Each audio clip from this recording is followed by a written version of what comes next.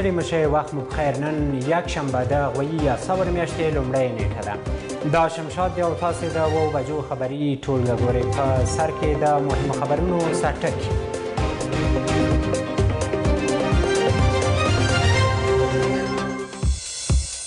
د تیرو نورو ورځو په څیر کابل ښار کې ثبت شوې پیښې تر بل هر ولایت زیاتې دي.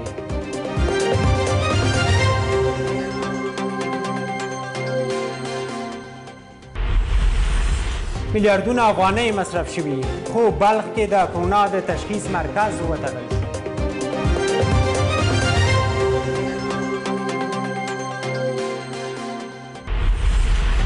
له ښکېلو لوریو د امریکا او هند غوښتنې بندیان باید ژر خلاص او ورکم دې سملاسي وشي.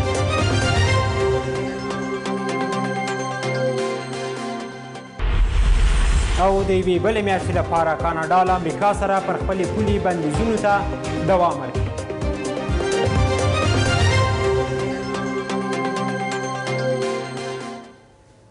ښه راغلاست او اوس هم پوره خبرونه. زلمي خلیلزاد ژر تر ژره د بین الافغاني خبرو په پیل ټینګار کړی. خلیلزاد او د هند د بهرنیو چارو وزیر دغه راز د بندیانو چټک خلاصون او د ورکم د سملاسي غوښتنه کړې. طالبانو ته نږدې کسان بې وایي تر څو چې د بندیانو تبادله ونشي د بین الافغاني خبرو پیل ستونزمن دی. ظاهرا داسې ښکاري چې د بین الافغاني خبرو د پیل لپاره د لازمې زمینه سازۍ هڅې پسې روانې دي. د هوکړې له مخې د بندیانو خلاصون او له هوکړې بهر د جګړې په شدت کې کموالی د کیدونکې ناستې پر وړاندې ښکاره خنډونه دي. زلمي خلیلزاد او هندي چارواکو د بین الافغاني خبرو په پیل او ځینو نورو مسایلو په حل ټینګار کړی دی. موږ دغه راز پر دې اړتیا وغږیدو چې افغان حکومت او طالبان د بندیانو خلاصون چټک کړي، د ورکم سملاسي ملاتړ وکړي او بین الافغاني مذاکرات پیل کړي. موږ د کرونا وایرس د سملاسي او اوږدمهاله اغیزو په اړه هم وغږیدو. د حکومت غوښتنه دا ده چې طالبان باید تاوتریخوالی کم کړي او د بندیانو له خلاصون پرته بین الافغاني خبرو ته حاضر شي. خو طالبانو بیا ور له مخه ویلي تر څو چې د هوکړې له مخې 15,000 بندیان آزاد نشي د خبرو پیل عملي موضوع نه ده. غوښتنه دا ده چې د خبرو د پیل لپاره باید ژمنه شوي بندیان آزاد شي. د بین الافغاني مذاکراتو د شروع لپاره په هوکړه‌لیک کې په ډیر صراحت ویل شوي دي چې 15,000 د طالبانو بندیان او 1000 کسه د دولت بندیان باید خوشي شي. تر هغو پورې چې دا 15,000 کسان نه وي خوشي شوي پوره تر هغو پورې زه فکر نه کوم چې بین الافغاني مذاکرات دې شروع شي. د سولې په چارو کې د دولت وزارت وایي د سولې په برخه کې دوی ژمنتیا ثابته کړي او دواړه لوري باید عملي خبرې پیل کړي. حکومت د سولې له بهیر سره مسؤلانه چلند کوي. هغه تصمیمونه چې د سولې بهیر د پرمختګ لامل کیږي باید د افغانستان له ملي ګټو سره سم د قوانینو او منل شوو اصولو په چوکاټ کې وي. سولې ته د حکومت ژمنتیا په ترسره شویو عملي اقداماتو ثابته شوی او دغه بهیر د چټکتیا لپاره باید دواړه لوري عملي ګامونه واخلي. که څه هم دواړه لورو د بندیانو خلاصون لړۍ پیل کړي خو طالبان وایي د دوی د لیست له مخې نه دي خوشي شوي او حکومت بیا وایي طالبانو یو شمیر ملکي کسان او مامورین د نظامیانو په نامه خوشي کړي دي. د سولې لپاره د مصالحې شورا پر جوړېدو خبرې پای ته نه دي رسېدلي. دغه شورا چې د مهمو سیاسي شخصیتونو له لورې جوړیږي مرکچي پلاوي ته به اساسي کرښې ټاکي او کار پرې روان دی. خو تحلیل کوونکي په دې باور دي چې موازي تشکیلات اشخاصو ته د امتیازاتو په پلمه جوړیږي او حکومت غواړي په دې سره د سولې بهیر یا سبوتاژ او یا یې وځنډي. ولسمشر غني د سولې اړوند چارو پر مخ وړلو صلاحیت عبدالله ته وړاندیز کړی خو هغه تر اوسه ورسره نه ده منلې. طالبانو سره د خبرو اترو لپاره مرکچي پلاوی جوړ شوی خو تر اوسه د سولې لپاره مهمه مرجع نه ده رامنځته شوې. هغه لویه مرجع چې مرکچي پلاوي ته به د خبرو اساسي کرښې ټاکي. اوس د سولې په چارو کې د دولت وزارت وایي لا هم د مصالحې شورا د جوړېدو پر سر خبرې دوام لري. د مصالحې عالی شورا چې د سولې په بهیر کې د تصمیم نیولو مهم جوړښت دی د جوړېدو په حال کې ده. دغه شورا مذاکره کوونکی ټیم ته د سولې د بهیر اساسي کرښې مشخصوي او د بهیر په لړ کې د لویو مسایلو په اړه تصمیمونه نیسي. دغه شورا به له مطرح سیاسي شخصیتونو او د ټولنې د اغیزناکو پاړکې له استازو څخه به جوړ شي. کلونه کېږي چې طالبانو سره د خبرو اترو لپاره د سولې عالي شورا جوړه شوې، میلیونونه ډالر مصرف شوي، خو پایله یې منفي ده. د دې جوړښت په خوا کې د سولې وزارت سربیره اوس د مصالحې شورا جوړیږي. تحلیل کوونکي وایي اوږده تشکیلات او موازي ادارې د سولې بهیر سره د مرستې په ځای تاوان کوي. په افغانستان کې د موازي ادارو ترخی تجربې ته په کتو ضرور ده چې د سولې د مدیریت په برخه کې هم هغه شته ادارې چې دي د دوی نقشونه تعریف شي. د سولې وزارت شته، همدارنګه د سولې عالي شورا موږ لرو ټاکل شوی چې د مصالحې عالي شورا جوړه شي. نو که چیرې داسې وي چې دا درې واړه ادارې په موازي ډول فعالیت کوي د یو بل متمم وي، نو موږ د دې اټکل کولی شو چې په چارو کې به ناهماهنګي او بې نظمي وي. نو د دې لپاره چې د سولې پروسه په ښه ډول مدیریت شي، له واحد مرجع نه مدیریت شي، باید د دوی نقشونه تعریف شي. د مصالحې عالي شورا به کوم نقش لري او د سولې وزارت، او دغه دوه نه پرته دریم بنسټ چې هغه د سولې عالي شورا پخوانی جوړښت دا خو باید مطلقاً لغوه شي، ځکه چې موثریت نه لري. د مصالحې عالي شورا به یو مشورتي نقش لري او همدارنګه د سولې وزارت ته به اجرایوي صلاحیتونه ورکول کیږي. افغان حکومت له دې ټولو ننګونو سره سره د سولې په اړه ځینې ګامونه پورته کړي چې هغه د بندیانو په خلاصون کې پرمختګ دی. خو د نوو تشکیلاتو په اړه جدي اندېښنه دا ده چې حکومت غواړي د سولې پروسه شاتګ په لور روانه وساتي. د افغانستان حکومت په مختلفو طریقو باندې غواړي د سولې دغه پروسه یا خو وځنډوي او یا هم سبوتاژ کړي. که نورې لارې هم پرې ودرېږي نو د بیوروکراسۍ طریقه ورته جوړوي، 10 کمیسیونه ورته جوړوي، وزارتونه ورته جوړوي، ریاستونه ورته جوړوي، شوراګانې ورته جوړوي. هدف، اساسي هدف همدا یو ده چې د سولې پروسه څنګه د خلک که امکان ولري سبوتاژ کړي او که امکان ونه لري څنګه یې وځنډوي.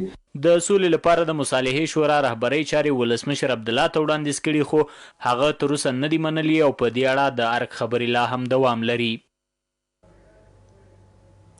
افغانستان کې د کرونا ناروغۍ 4 نورې مثبتې پیښې ثبت شوې. روغتیا وزارت وایي په تېرو 24 ساعتونو کې 288 مشکوکې پیښې دوی ته ورغلي چې 4 مثبتې دي. د تېرو څو نورو ورځو په څېر بیا هم کابل ښار کې مثبتې پیښې زیاتې دي. د دغه وزارت معلومات ښیي چې له دې ډلې 111 کسان روغ شوي هم دي. عامې روغتیا وزارت په تېرو 24 ساعتونو کې د کرونا 286 مشکوکې پیښې ټیسټ کړي چې 4 مثبتې دي. دغه وزارت وایي چې کابل کې 11، بلخ کې 14، کونړ کې 6، هرات 4، بغلان 3، فاریاب، لغمان، جوزجان کې یوه پیښه ثبت شوې ده. روغتیا وزارت وایي چې تېرو 24 ساعتونو کې 3 کسان له کرونا ویروس مړه شوي هم دي. و همچنان وفیات ما تا دم 33 تن ناشی از مریضی کووید 19 فوت کردن که 3 تن در 24 ساعت گذشته راپور داده شده، یکیش قبلا فوت کرده بود منتها نتیجه تستش دیروز ثبت شد. له دې سره روغتیا وزارت وایي چې په تېرو 24 ساعتونو کې 15 کسان جوړ شوي هم دي چې 2 کابل او 13 هرات ولایت کې دي. نن له نیکه مرغه 15 تنه هیوادوال چې په کووید 19 اخته وو، په ویروس د کرونا اخته وو، دوی شفایاب شوي دي چې په هرات کې 14 تنه او په کابل کې 2 تنه شفایاب شوي. زیاترین مریضان چې بهبود پیدا کړی په هرات کې دي چې تر دې دمه 11 تنه جوړ شوي دي شفایاب شوي، او په کابل ولایت کې 26 تنه روغ شوي دي. له دې سره په هیواد کې د کرونا ویروس مثبتو پیښو شمېر 996 کسانو ته لوړ شو چې 111 کسان ترې جوړ شوي او 13 کسان مړه شوي دي. بلخ کې بیا د کرونا ویروس د تشخیص مرکز وتړل شو. د بلخ د عامې روغتیا رئیس وایي په لابراتوار کې هغه کیټونه ختم شوي چې له مخکې د کرونا پایلې معلومیږي. د هغه په خبره د همګړۍ 88 سمپلونه د بلخ په لابراتوار کې اخیستل شوي، خو د اړینو موادو نشتون له امله تشخیص نشي کولی. د بلخ ولایت په مرکز مزار شریف ښار کې د اړینو وسایلو نشتون له امله د کرونا ویروس د تشخیص هغه یوازینی مرکز وتړل شو چې د شمال او شمال ختیځ زون د 9 ولایتونو د کرونا مشکوکې پیښې پکې تشخیصېدلې. د بلخ عامې روغتیا رئیس وایي چې د همګړۍ 88 مشکوک سمپلونه اخیستي، خو د کیټونو نشتون له امله تشخیص نشي کېدلی. یکی از بزرگترین دغدغه‌های خاطر ما همین است که متاسفانه کیتا خلاص شده و ما قبلا همراه مقامات صالح ایره در میان گذاشتیم.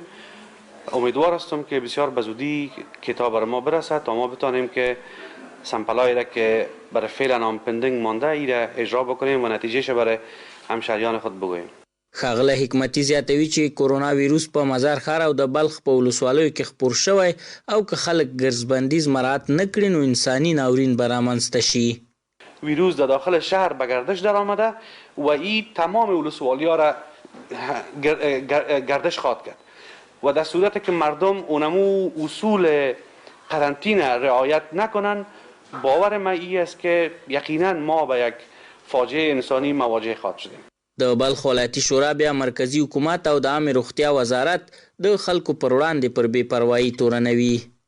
عدم توجه مسئولین مرکزی وزارت صحت عامه باعث ازی شده که خدای نخواسته فکر میکنن که مسئولین شفاخانه در بلخ کار نمیکنن، یعنی نارسایی از اونا را در حقیقت مارش سنگینی بارش مردم ولایت بلخ و ریاست صحت عامه میکشن. امیدوار هستم که در این مسئله توجه جدی بکنن. د بلخ عامه روغتیا ریاست د معلوماتو له مخې بلخ ولایت کې تر دې مهاله د کورونا ویروس 43 مثبت پیښې ثبت شوي چې له ډلې 2 تنه ناروغان روغ شوي او 6 تنه مړه شوي دي. جاوید واک، شمشاد راډیو تلویزیون، بلخ. لا هم زورواکي روغتیایي کارکوونکي په زور اړباسي چې د دوی او د کورنۍ غړو معاینات یې وکړي. د روغتیایي چارواکو توصیه دا ده چې د کرونا ټیسټ نشي ژغورلی، هڅه دې وکړي چې په کور کې پاتې شي. تحلیلونه بیا دا دي چې زورواکو ته یوازې خپل ژوند مهم دی، خو تر ټولو مهمه دا چې خلکو ته خپل باور له لاسه ورکړي. افغانستان کې زورواکي د ګټې په ډګر کې تل ځانونه تر نورو زیات حقدار بولي. د عامه روغتیا وزارت هغه شکایتونه چې ګنې زورواکي اړباسي څو د دوی او د کورنیو معاینات یې وکړي اوس هم په خپل ځای دي. د عامه روغتیا وزارت ویان وحید معیار نیوکه کوي چې د کرونا ټیسټ څوک نشي ژغورلی او خلک دې هڅه وکړي چې په کور کې پاتې شي. زورګویي شته، زورواکان شته او یو موضوع چې د ټیسټ په هکله یو تعداد خلک داسې فکر کوي چې نن یې که ټیسټ وکړه نو دوی مسؤول دي، بیا به نو ګرځي دغه هیڅ تضمین نشته چې ته هم د اوس ټسټ یې ورکوې ستا ټسټ منفي راوځي 2 دقیقې بعد نه ویروس سره مواجه کېږي، ویروس ته نه معرضېږي او تا ویروس نه نیسي. بنان په ټسټ باید زیات فکر ونه کړي، په دغه باید فکر وکړي چې څنګه ځان وساتي، څنګه ځان وقایه وکړي. دا ډېره مهمه موضوع ده. تحلیلونه دا دي چې په هیواد کې په سختو شرایطو کې بیا هم زورواکي او واکداران خپلو ګټو ته ګوري او ملت یې هیر کړی او د کرونا ټیسټ په زوره کوي. که چېرته د افغانستان وګړي حکومتونه یا چارواکي په داسې یو وخت کې هغوی هیروي او خپل فامیل او کورنۍ ته ترجیح ورکوي، نور به بیا افغان ولس هیڅکله په دغه سیاسي مشرانو په دغه چارواکو اعتماد ونه کړي، لکه څنګه چې دوی اوس هم تر ډیره بریده خپل اعتماد او محبوبیت د خلکو په منځ کې د لاسه ورکړی دی. زما هیله د ټولو چارواکو څخه د زورواکو څخه چې ځان ته زورواکي وایي او ځان ته قماندانان وایي په ولایتونو کې چې د عامه روغتیا د وزارت په روغتونونو باندې ریاستونو باندې په زور ننوځي او یا ډاکټران څخه غوښتنه کوي چې د دوی د کورنۍ ته لومړیتوب ورکړل شي او هغوی تداوي شي او هغوی چک شي چې ګویا د دوی د مرض لري که نه لري. یو شاید دوی باید په یاد وي چې دا مرض نه زورواکی پیژني، نه چارواکی پیژني، نه غریب پیژني، نه کشر پیژني، نه مشر پیژني، په ټولو باندې راغلی دی. ټول یو بل ته باید لاس ورکړي. روغتیایي چارو کې د ولسمشر ستر سلاکار په زورواکو او عامه روغتیا وزارت نیوکه کوي چې کافي د ټیسټ مواد نه لري او زورواکي د کرونا ټیسټ نشي ژغورلی. دا وایرس غریب او چارواکی نه پیژني، ټول د تهدید لاندې دي. نو که غریب وي که چارواکی وي هغه کسان ټیسټ لپاره باید ډاکټري معرفي کړي، ډاکټري باید ریفر کړي چې کوم اعراض او علایم ولري. که چېرته اعراض او علایم ونه لري نو هغه کسان باید په دې کمبود وخت د ټیسټونو کې باید ټیسټ معرفي نشي او په زوره باندې ټیسټونه ونه کړي. د زورواکو په اړه عامه باور داسې دی چې په ژوند او مرګ ولس یوازې زجر او تکلیف ګوري، خو اوس د کرونا ناروغۍ په مهال دا هم معلومه شوه چې مریضان او یا یې شکمن هم د ملت لپاره د سر درد دی.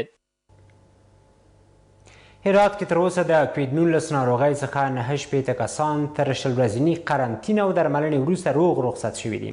د دې ولایت د عامه روغتیا ریاست مسؤلین وایي د پاتې بستر شوو ناروغانو روغتیایي وضعیت هم د ډاډ وړ دی.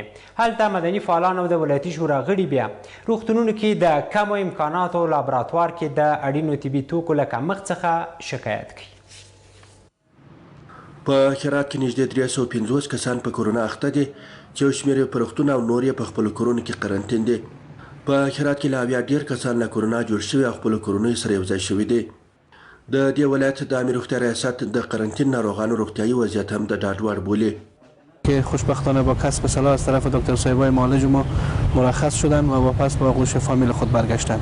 سایر بیماران ما هم که فعلا چه در شفاخانه در مراکز کویت تحت درمان قرار دارن و چه در قرنطین خانگی بر اساس تماس‌های متکرر و فالوآپ که از طرف تیم‌های صحی ما میشن خوشبختانه وضعیت صحی مناسب دارن.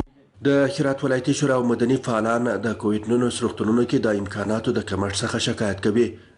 و مریضایی که در داخل شفاخانه هم متاسفانه هم با مشکلات دوچارند. همه مردم نگران کردن. هیچ کس از این بیماری کرونا در امان نیست و یک جفای بسیار بزرگ است به حق مردم افغانستان و شرایط فعلی با خصوص در وضعیت بد اقتصادی و صحی قرار دارد. هرات کې د مهال د ښار او ولسوالیو څخه هره ورځ له 40 تر 50 کسان د کرونا په شک روغتونونو ته ورځي. گلون دردی به اصطلاح صدام گرفته صدر سینه درد میکنه کسالت دارم احساس این مرض کردم. به خاصی نگفتم اگه میخوای که بستر شی 2-3 روز باید بستر شی بعد از تست میگیریم در غیر صورت یک نسخه بیرونی داد بستن. نسخه نوشته کردن گفتم ببینیم دوا خوب استفاده کنیم ببینیم بعد خوب شیم. فعلا گفتم بریم خونه خود بریم ببینیم. په دې ولایت کې لا هم د کرونا تشخیص لپاره تجهیزات او وسایل نه دي بشپړ شوي. د اوس لپاره یوازې د هغه کسانو معاینات کیږي چې ناروغي شدیده یا هم بستر دي. ما فعلا او امکانات رو به دسترس داریم و تا فعلا به خدمت مریضان هست ولی باز هم ما به کمبود مواد مواجه هستیم که همچنان پروسه تهیه و تدارک سایر نیازمندی های اختصاصی بخش لابراتوار ما زیر کار است و تلاش های همه‌جانبه وزارت محترم صحت عامه افغانستان هم جریان داره که به مراکز اساسی به خصوص مرکز ولایت هرات اکمالات انجام بشه. د عامې روغتیا ریاست مسؤلین وایي د کرونا تشخیص یو لړ مواد نړیوال بازار کې هم له کمښت سره مخ دي چې وزارت هڅه کوي د روغتیا نړیوال سازمان له لارې دغه ستونزه حل کړي. شرف الدین کاکړ، شمشاد راډیو تلویزیون، هرات. هغه زندانیان له بند آزاد شي چې په واقعي توګه په خوشي کېدو سره سوله ټینګیږي او جګړه پای ته رسیږي.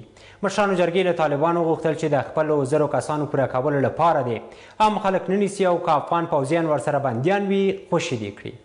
د مشرانو جرګې غونډې ته د کورنیو چارو سرپرست وزیر هم وربلل شوی او څو د تازه ګمارنو په تړاو سپیناویه ورکړي خو د کرونا له ویرې نه ورغلی چې سناتوران یې لا زیات غوسه کړل. د کرونا وایرس له امله مشرانو جرګې له 3 اونۍ ځنډ وروسته اضطراري غونډه جوړه کړې وه چې سناتورانو پکې پر بېلابېلو موضوعاتو بحث او خبرې درلودې.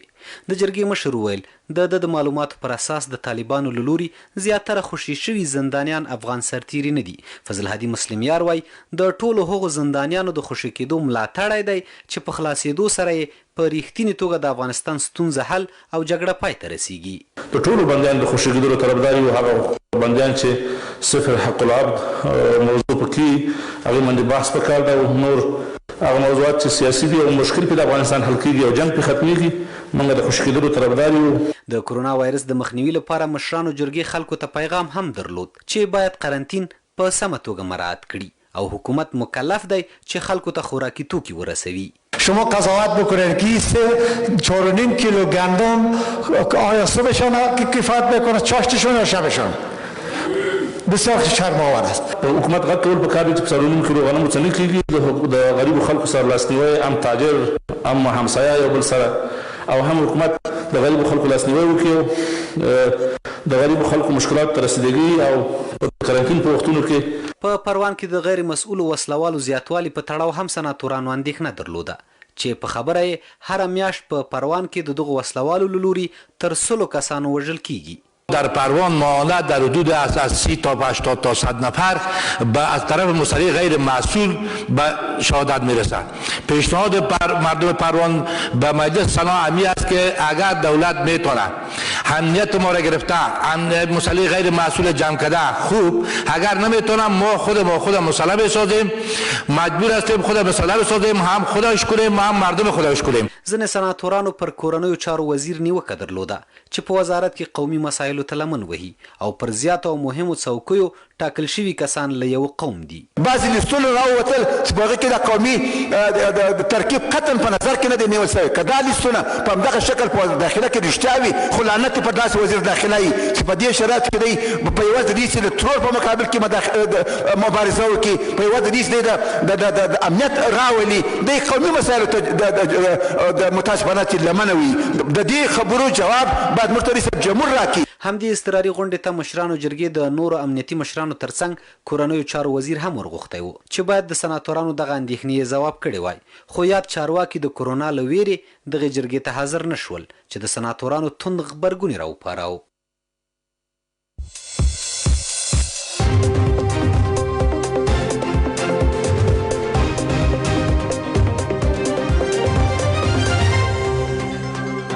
هم یو اقتصادي خبر. پکتیا کې د 1.8 میلیونه افغانیو په ارزښت د یوې سترې معیاري سړکونې د جوړېدو چارې پیل شوې. د پکتیا والي وایي دغه سړکونه کې به د حاصلاتو د ساتلو ترڅنګ یو شمېر پروسس او بسته‌بندي کېږي او چارې به تر راتلونکو 2 کلونو بشپړې شي. د پکتیا د کرنې ریاست بیا وایي چې د دغې سړکونې په جوړېدو سره به تر یو بریده د بڼوالو ستونزې هوارې او د مڼو او انګورو حاصلات به یې له خرابېدو وژغورل شي. د پکتیا مرکز ګردیز کې د کرنې وزارت له لوري د 1.8 میلیونه افغانیو په ارزښت د معیاري سړې خونې جوړېدو چارې پیل شوې. والي شمیم کټوازی وایي چې دغه سړه خونه کې به تر 1500 ټنه حاصلات ساتل کیږي او ترڅنګ به یې ځینې میوې هم پروسس او بسته‌بندي کیږي. دا نه یوازې ساتخانه د ساتلو ځای ته د ساتخانه بلکې دا یو ډول د پروسس مرکز هم د بسته‌بندي کېږي به هم دلته پاکیزې به هم او بازار ته به وړاندې کېږي. لګښت یې 1.8 میلیونه افغانۍ. دغه سړه خونه د 2 کلونو په موده کې د ملي پراختیا شرکت له لوري جوړیږي. پکتیا کرنې ریاست وایي چې ورته سړه خونه احمد ابا ولسوالۍ کې هم جوړوي چې تر ډیره بریده به د حاصلاتو ساتلو ستونزه هواره شي.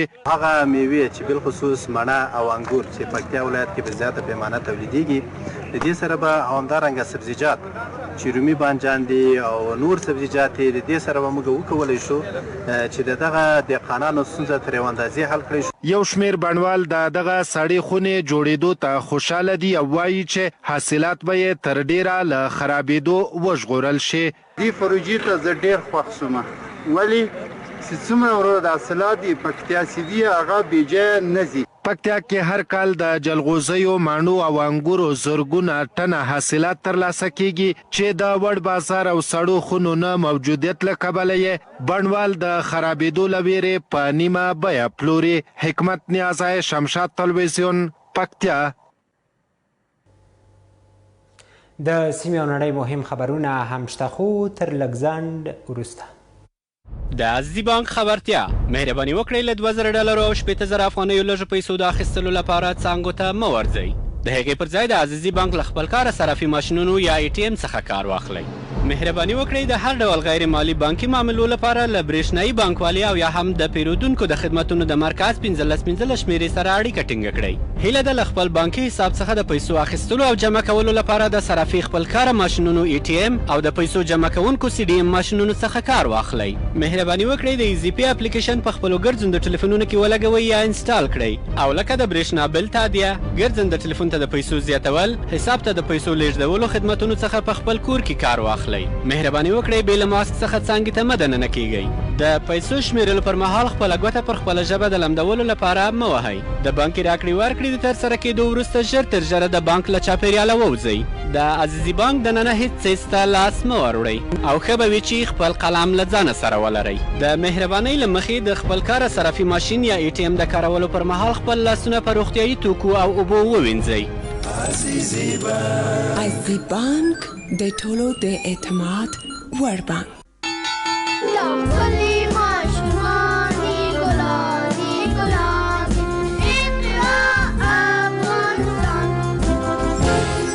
که غواړئ چې په ټولنه کې د قدر او عزت خاوندان شئ نو پر ماشومانو مو زده کړې وکړئ. ګرانو کورنیو، راځئ چې خپل ماشومان له جهالت څخه وژغورو او د علم په رڼا یې سترګې روښانه کړو.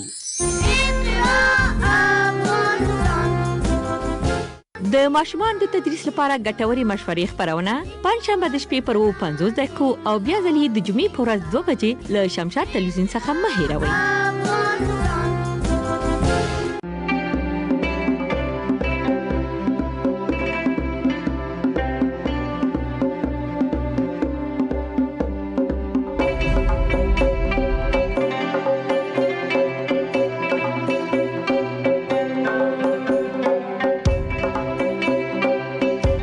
صابون فینا راز موفقیت شما. با فینا زیبایی و شادابی را تجربه کنید.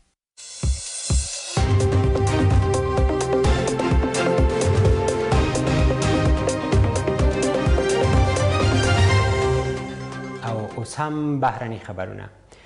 د کرونا ویروس په لابراتوار کې نه دی جوړ شوی. د امریکا ستر روغتیایي سلاکار انتوني فاوکي هغه تیوري رد کړه چې له مخکې ویل کېږي د کرونا ویروس په لابراتوار کې جوړ شوی دی. فاوکي دا خبره وروسته له هغې کوي چې وړاندې په امریکا کې ویل کېدل چې ګواکې دا ویروس د چین په یوه لابراتوار کې جوړ شوی دی.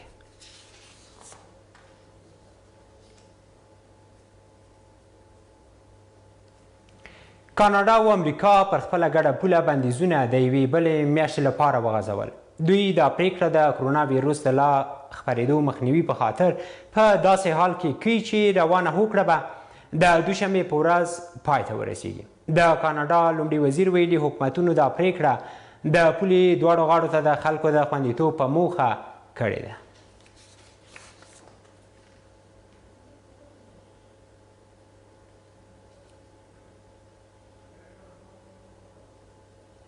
او وروستی خبر دا چې د نړۍ ټول هیوادونه باید د کرونا پر وړاندې مبارزه کې سره یو شي.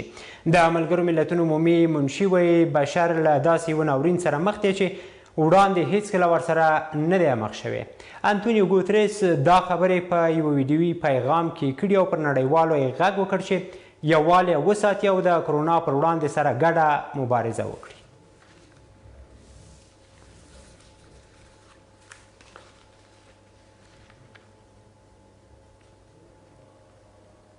له تاسو ټولو همکارانو مننه کوم. د 2 بجو خبرې ټولګه مو همدومره وه.